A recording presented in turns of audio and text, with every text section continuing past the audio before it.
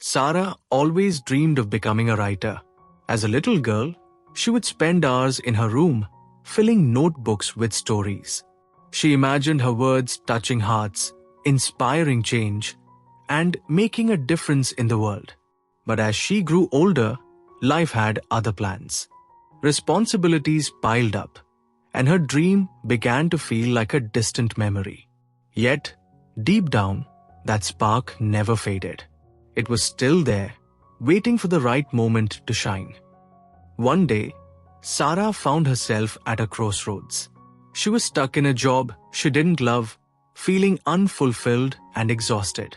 That's when she realized, if she didn't take a step toward her dream now, she might never do it. So, she made a decision.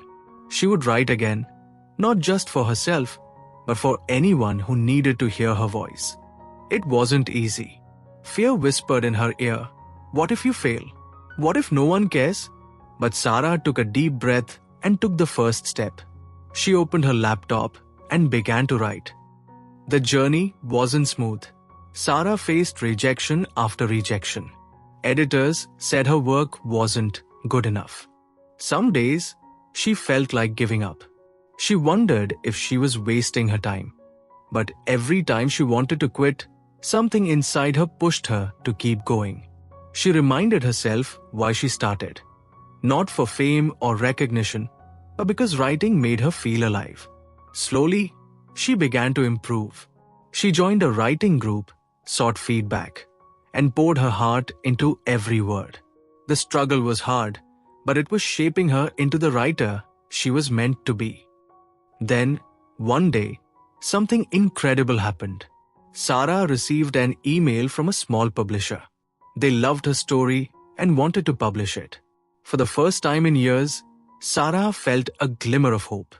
She realized that all the hard work, the late nights, and the tears were worth it. This was her turning point. She wasn't just a dreamer anymore, she was a writer.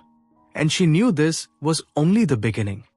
With her first book published, Sarah's journey didn't end. In fact, it had just begun.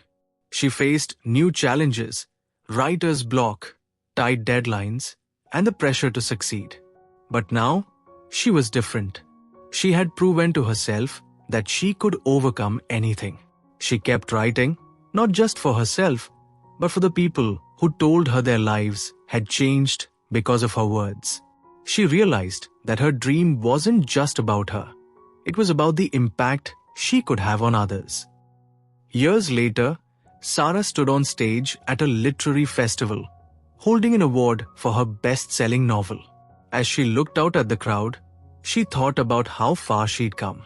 The little girl with a notebook had become the woman she always dreamed of being. But more than the awards or the recognition, she was proud of the person she had become. She had faced her fears, embraced the struggle, and never gave up. And now, she was living proof that dreams do come true if you're willing to climb the mountain.